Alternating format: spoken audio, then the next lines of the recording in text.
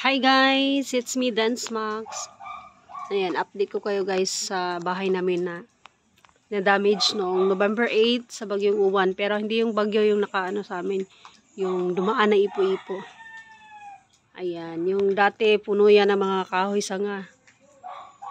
Ayan, ito yung nakuha namin. Ayan, pati yung yung bambo na yan, ayan. Pumunta dyan sa may namin. Sa may bakuran. Tapos akalain mo to, ang laki-laki ng sanga. Diyan galing yan guys, sa malaking puno na yan.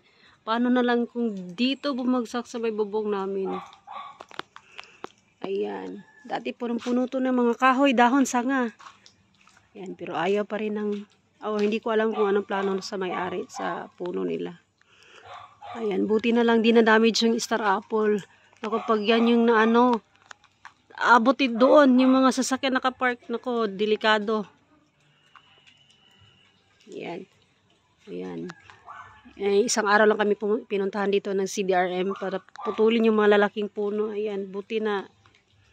Yung malaking sanga na yan, dito yung nakuha.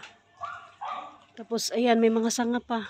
Di na namin kaya, nagpaano kami guys, pakyaw kami doon sa so may mga tambay dito, ayan. Para malinisan lang yung dito na side. Ayan, tapos para ma-repair na yung dito. Yung damage guys, oh. Ayan, kaso hindi pa available yung panday sa amin. Kaya, ayan, hindi pa na-work. Hindi pa na-repair. Ayan.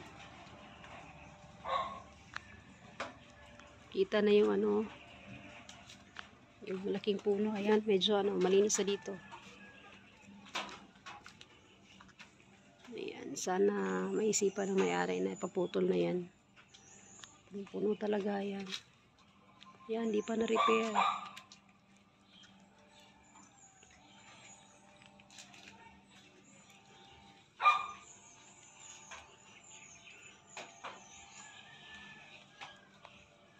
Hindi pa available yung gagawa ng bahay. Ayan, yun lang guys. Ayan, update ako pag ma-repair na. Thanks for watching.